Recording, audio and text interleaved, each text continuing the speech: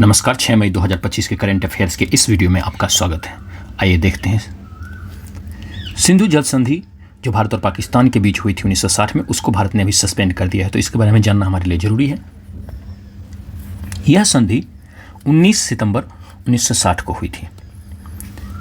इस पर हस्ताक्षर किया था भारत के प्रधानमंत्री जवाहरलाल नेहरू ने और पाकिस्तान के राष्ट्रपति अयूब खान ने। अयूब खान एक तानाशाह थे, एक सैन्य शासक थे। विश्व बैंक की मध्यस्थता पर यह संधि हस्ताक्षरित हुई थी। पाकिस्तान ने ही विश्व बैंक से रिक्वेस्ट किया था। इस संधि के अंतर्गत सिंधु प्रणाली की प्रमुख नदियों को दो हिस्से में बांट दिया गया। 6 नदियां थीं, उन्हें 2 हिस्सों में बांट दिया गया, पूर्वी नदियां और पश्चिमी नदियां। पूर्वी नदियां थीं रावी, ब्यास और सतलज, और पश्चिमी नदियां सिंधु, झेलम और चिनाब। भारत को पूर्वी नदियों के जल के पूरे अधिकार दिए गए, उनके उपयोग का पूरा अधिकार भारत को मिला, अर्थात रावी, ब्यास और सतलज के जल का पूरा प्रयोग भारत कर सकता था, जबकि सिंधु, झेलम और चिनाब, जिन्हें पश्चिमी नदियां कहा गया, उनके जल का प्रयोग मुख्य रूप से पाकिस्तान कर सकता था। भारत इनके जल का प्रयोग उन्हीं कार्यों में कर सकता था जहां पानी की खपत ना हो, जैसे बिजली उत्पादन में, नेविगेशन यानी आवाजाही के लिए इसके जल का प्रयोग कर सकता था।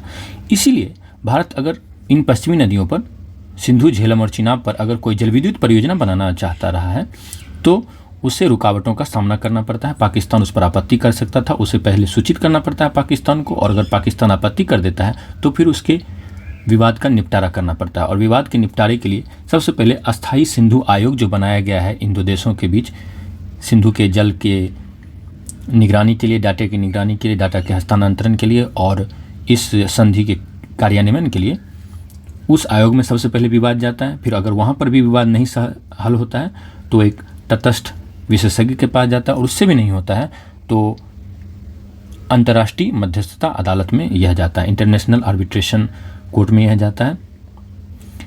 इन देशों के बीच इस पर प्रतिनिधियों की हर वर्ष बैठक होती है और यह विश्व की सबसे सफल जल संधियों में से एक मानी जाती है। और इसका कारण यह है कि कई युद्धों और तनावों के बावजूद भी इस संधि को अभी तक बनाए रखा गया। और इसका सबसे बड़ा कारण यह है कि भारत की उदारता, भारत ने भरपूर उदारता निभाई अपने पड़ोसी के साथ, लेकिन पड़ोसी को तो आप देख ही रहे हैं। अब हम लोग सिंधु नदी तंत्र को अगर देख लें तो यह जो लाल से दिख रहा है आपको, यह नदी है सिंधु नदी। यह सिंधु नदी मानसरोवर झील से के निकट से निकलती है और ट्रांस हिमालयन नदी है ये, और सतलज भी एक ट्रांस हिमालयन नदी है, इन हिमालय के पार की नदी है। यह सतलज नदी भी जो है वह आगे बढ़ती हुई हिमाचल प्रदेश होती हुई आगे जाकर यह चिनाब में मिल जाती है। अब अगर हम लोग चिनाब को देखें तो यह चिनाब नदी बारालाचा दर्रे के पास से निकलती है, और यह चिनाब नदी जम्मू कश्मीर से होते हुए आगे जब बढ़ती है तो इसमें झेलम और रावी नदियां मिल जाती हैं। सतलज में ब्यास नदी मिलती है। झेलम नदी वेरीनाग के झरने के पास से निकलती है और रावी नदी भी रोहतांग के दर्रे के पास से निकलती है। ब्यास नदी के बारे में देखें तो वह भी उसी के निकट से निकलती है। सिंधु नदी में कई सारी नदियां मिलती हैं, जैसे श्योक नदी मिलती है, गिलगित मिलती है, स्वात नदी मिलती है, काबुल, कुर्रम, गोमल इत्यादि नदियां मिलती हैं। और यह एक बहुत बड़ी नदी है और यह अंत में अरब सागर में गिर जाती है। अब सिंधु और उसकी सहायक नदियों पर कई सारे जल विद्युत प्रोजेक्ट हैं जिन्हें जानना जरूरी है, जैसे नामू बाजगो, यह लद्दाख में है। डमखर एक निर्माणाधीन जल विद्युत परियोजना है जो लद्दाख में बनाई जा रही है। चिनाब नदी की जो जल विद्युत परियोजना है वो बहुत ही चर्चा में रही है। बगलिहार जल विद्युत परियोजना चिनाब नदी पर है जम्मू कश्मीर में। सलाल जल विद्युत परियोजना, दुल्हस्ती जल विद्युत परियोजना, इन सब का नाम आपको याद रखना चाहिए। इसके अलावा रतले जो है वह निर्माणाधीन है। पाकलडुल यह भी निर्माणाधीन है। सावलकोट यह भी निर्माणाधीन है, यह प्रस्तावित है अभी। कीरू यह निर्माणाधीन है। ये सभी चिनाब नदी पर हैं। क्वार भी चिनाब नदी पर है। झेलम नदी पर अगर हम लोग देखें तो इस पर भी उड़ी जल विद्युत परियोजना है। लोअर झेलम जल विद्युत परियोजना है। किशनगंगा जल विद्युत परियोजना भी जो है वो इसी पर है, सहायक नदी है इसकी एक। सतलज नदी पर अगर हम लोग देखें तो नाथपा झकड़ी बहुत ही प्रचलित है, इसे याद रखना चाहिए। हिमाचल प्रदेश में है यह। रामपुर जल विद्युत परियोजना भी हिमाचल प्रदेश में है। करछम वांगतू हिमाचल प्रदेश में सतलज पर ही है। बसपा द्वितीय जो है वह भी हिमाचल प्रदेश में है। और सोंगटोंग करछम यह भी हिमाचल प्रदेश में ही है। अब हम लोग इनसे जुड़े प्रश्नों को देख लेते हैं। तो सिंधु जल संधि कब हस्ताक्षरित हुई थी? तो यह 1960 में हुई थी, सितंबर 1960 में। सिंधु जल संधि किन दो देशों के बीच हुई थी? तो यह भारत और पाकिस्तान के बीच हुई थी। सिंधु जल संधि में मध्यस्थ की भूमिका किसने निभाई थी? तो विश्व बैंक ने मध्यस्थ की भूमिका निभाई थी। सिंधु जल संधि के अनुसार भारत को किन नदियों पर पूरा अधिकार मिला? तो भारत को पूर्वी नदियों पर पूरा अधिकार मिला, और ये पूर्वी नदियां हैं रावी, ब्यास और सतलज। जबकि पाकिस्तान को सिंधु, झेलम और चिनाब। सिंधु जल संधि का अनुपालन कौन सुनिश्चित करता है? तो इसको सुनिश्चित करता है अस्थायी सिंधु आयोग, जिसमें कि दोनों देशों के प्रतिनिधि होते हैं। सिंधु जल संधि के समय भारत के प्रधानमंत्री कौन थे? तो इसका उत्तर होगा जवाहरलाल नेहरू। यदि भारत और पाकिस्तान के बीच जल विवाद उत्पन्न हो तो उससे पहले कहाँ सुलझाने का प्रयास किया जाता है? तो उसे सबसे पहले अस्थायी सिंधु आयोग, परमानेंट इंडस कमीशन में सुलझाने का प्रयास किया जाता है। सिंधु जल संधि के अंतर्गत भारत और पाकिस्तान के बीच जल विवाद उत्पन्न होने पर समाधान की कौन सी प्रक्रिया सही क्रम में होती है? तो इसका उत्तर होगा सबसे पहले मामला अस्थायी सिंधु आयोग, परमानेंट इंडस कमीशन में जाता है। फिर तटस्थ विशेषज्ञ इस पर समाधान का लेते हैं, निर्णय लेते हैं। अगर वहाँ भी नहीं मामला बनता है तो फिर मध्यस्थता न्यायालय में जाता है, आर्बिट्रेशन में जाता है, कोर्ट ऑफ आर्बिट्रेशन में। सिंधु जल संधि पर हस्ताक्षर करने वाले भारत और पाकिस्तान के नेता कौन थे?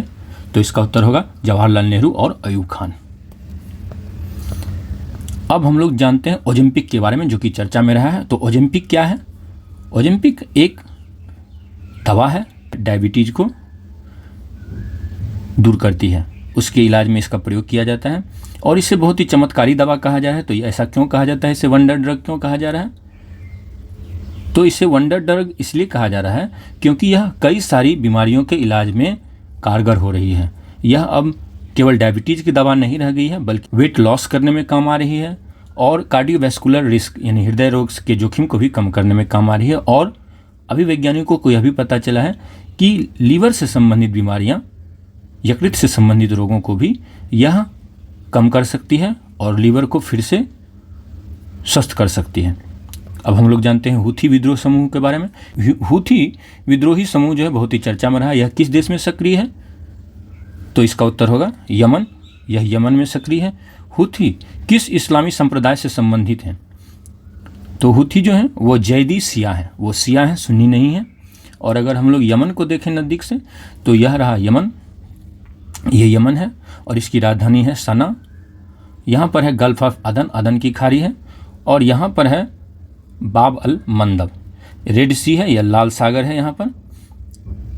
और यहीं से हूथी विद्रोही जो आतंकवादी के जैसा कार्य कर रहे हैं वो इजराइल पर हमला कर रहे हैं, अमेरिकी पोतों पर हमला कर रहे हैं।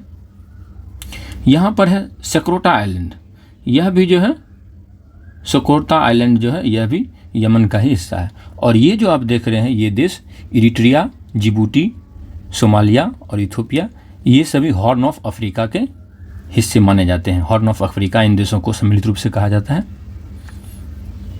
यमन के अगर पड़ोसी को देखें तो यमन का पड़ोसी है सऊदी अरब और ओमान। अब हम लोग अगले प्रश्न को देखते हैं। श्री जोआओ मैनुअल गोंजाल्विस लोरेंको कौन है जो हाल ही में भारत आए थे? तो ये हैं अंगोला के राष्ट्रपति हैं ये। अब हम लोग अंगोला के बारे में जान लें। तो अंगोला जो है वह दक्षिण पश्चिम अफ्रीका में स्थित एक देश है। इसकी राजधानी का नाम है लुआंडा। यह तेल और खनिज का भंडार है यहाँ पर, और तेल और खनिज के भंडारों वाले देशों से दोस्ती रखना बहुत ही फायदेमंद होगी भारत के लिए।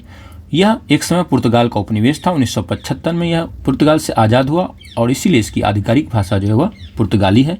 यहाँ की मुद्रा का नाम है क्वांजा, याद रखेंगे नाम क्वांजा। यह अफ्रीकी संघ का अभी वर्तमान में अध्यक्ष है। और आप जानते हैं कि G20 सम्मेलन के दौरान अफ्रीकी संघ को G20 की सदस्यता प्रदान की गई थी। यह संयुक्त राष्ट्र संघ का भी सदस्य है। और दोनों देशों भारत और अंगोला के बीच संबंधों, राजनीतिक संबंधों 40वां वर्ष मनाया जा रहा है। अंगोला को अगर हम लोग देखें तो यह Namibia, Zambia, democratic Republic of Congo, Republic of Congo से घिरा हुआ है और इसकी राजधानी है लुआंडा। यह दक्षिण पश्चिमी अफ्रीकी देश है। तो यह अटलांटिक महासागर के तट पर है। अब हम लोग अगले प्रश्न को देखते हैं। प्रथम राष्ट्रीय मध्यस्थता सम्मेलन 2025 कहाँ पर आयोजित हुआ? बहुत ही महत्वपूर्ण है, क्योंकि यहीं पर भारत के मध्यस्थता संघ की शुरुआत हुई है। मेडिएशन एसोसिएशन ऑफ इंडिया की शुरुआत हुई, को लॉन्च किया गया, और फर्स्ट नेशनल मेडिएशन कॉन्फ्रेंस 2025 आयोजित हुआ है। तो इसका उत्तर होगा नई दिल्ली में आयोजित किया गया है। इसका उद्देश्य है कि देश भर में विवादों के समाधान के लिए मध्यस्थता को बढ़ावा देना और संस्थागत रूप देने का काम करना, क्योंकि लोग कोर्ट में नहीं जाए और बाहर में आपस में मिलकर या किसी मध्यस्थ की मदद से समाधान कर लें अपनी समस्याओं का। अब अगले प्रश्न को हम लोग देखते हैं। पिपरावा रिलिक्स, पिपरावा अवशेष जो है किस ऐतिहासिक व्यक्ति से संबंधित है? महावीर, गौतम बुद्ध, अशोक द ग्रेट, सम्राट अशोक, चाणक्य। तो इसका उत्तर होगा गौतम बुद्ध। गौतम बुद्ध से जुड़ा हुआ है पिपरावा अवशेष। इसे सौथबी हांगकांग इसके एक अवशेष की नीलामी कर रहा था। हांगकांग में सौथबी नाम का एक नीलामी करने वाला संगठन है, तो उसको कानूनी नोटिस भारत सरकार के संस्कृति मंत्रालय ने भेज दिया है। यह पिपरावा अवशेष जो है, इसमें अस्थि के टुकड़े हैं और कुछ पत्थर हैं, सोने के आभूषण, रत्न हैं, और इसे पिपरावा में जिन्होंने पिपरावा स्तूप की खुदाई की थी, विलियम क्लैक्सटन पेपे, वो बताया जाता है कि इसके कुछ डुप्लीकेट जो अवशेष हैं उसे लेकर चले गए थे और उनके जो वंशज हैं वो ही इनकी नीलामी करवा रहे हैं। यह 1898 में इसकी खुदाई हुई थी और इसके जो अवशेष प्राप्त हुए उस पर साफ लिखा हुआ है कि यह बुद्ध का अवशेष है। और बुद्ध के अवशेष पर शाक्य वंश के लोगों का पहला दावा बनता है, क्योंकि यह शाक्यों को ही प्रदान किया गया था अवशेष, और तब जाकर वहाँ पर स्तूप बना था। यह भारतीय कानूनों के तहत भी इसे हटाना या बेचना जो है वो प्रतिबंधित है। अब हम लोग पिपरावा के बारे में अगर जान लें तो इसे प्राचीन कपिलवस्तु भी कहा जाता है, यानी भगवान बुद्ध का जन्मस्थल जो है यह वास्तव में यही पिपरावा ही है, और यूपी के यह उत्तर प्रदेश के सिद्धार्थनगर जिले में है। शाक्य कुल से थे, शाक्यगण से थे महात्मा बुद्ध, तो यहाँ पे ही पिपरावा में ही शाक्यगण रहते थे। और शाक्यगण जिस समय थे उस समय 16 महाजनपद हुआ करते थे, और अगर हम लोग 16 महाजनपदों को देखें तो चित्र में आप देख सकते हैं कि दक्षिण में एकमात्र महाजनपद है, वह है अस्मक। मध्य प्रदेश में अवंती है, फिर चेदी है, और बिहार में मगध, अंग, वज्जी या व्रजी। इसके अलावा यूपी में देखें तो मल्ल, काशी, कोसल, वत्स, पांचाल, सौरसेन, मत्स्य, कुरु। इसके अलावा अफगानिस्तान में कंबोज, गांधार। इस प्रकार से कुल 16 महाजनपद थे जिनकी चर्चा बौद्ध ग्रंथ अंगुत्तर निकाय और जैन ग्रंथ भगवती सूत्र में की गई है। शाक्य गण संघ था शाक्य, और महाजनपद नहीं था क्योंकि उसका आकार भी छोटा था और प्रभाव भी बहुत कम था। तो ये रहे 16 महाजनपदों के नाम और उनका वर्तमान स्थिति।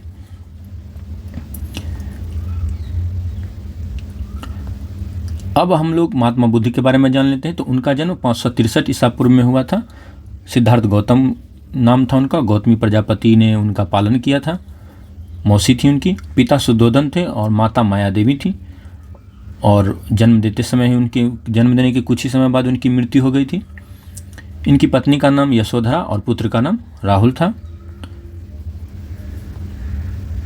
ये बहुत ही राजसी ठाठ बाट में रहे थे, लेकिन जब इन्होंने वृद्ध, रोगी, मृत व्यक्ति और साधु इन 4 लोगों को देखा तो इनकी दृष्टि ही बदल गई जीवन के प्रति, और इन्होंने घर छोड़ दिया। और इस घर छोड़ने की क्रिया को कहते हैं महाभिनिष्क्रमण। 29 वर्ष की आयु में इन्होंने घर को त्याग दिया था। 6 वर्ष तक ये भटकते रहे बोधगया में। इन्हें फिर बोधि वृक्ष के नीचे इन्हें ज्ञान प्राप्त हुआ, और इन्होंने पहला उपदेश अपना सारनाथ उत्तर प्रदेश में दिया, जो वाराणसी से कुछ ही दूर है। इन्हें 4 आर्य सत्य बताए और अष्टांगिक मार्ग दिखाया दुखों से मुक्ति के लिए। 45 वर्ष तक ये उपदेश देते रहे, और 80 वर्ष की आयु में कुशीनगर में, मल्लों के नगर में इनकी मृत्यु हुई, जिसे महापरिनिर्वाण कहा जाता है 483 ईसा पूर्व में।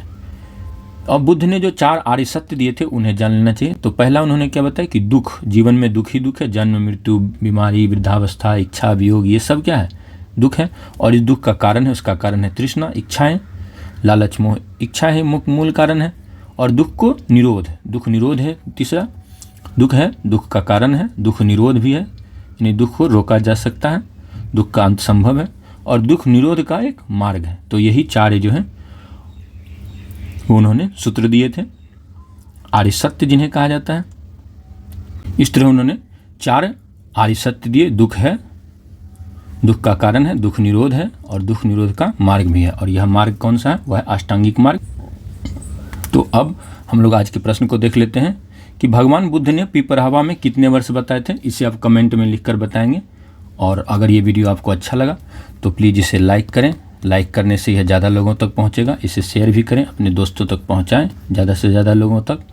और कमेंट करें, ज़रूर से ज़रूर प्रश्न का उत्तर दें। और अगर आप चैनल के लिए नए हैं तो इसे सब्सक्राइब भी कर दें। आपका बहुत बहुत धन्यवाद। Thank you.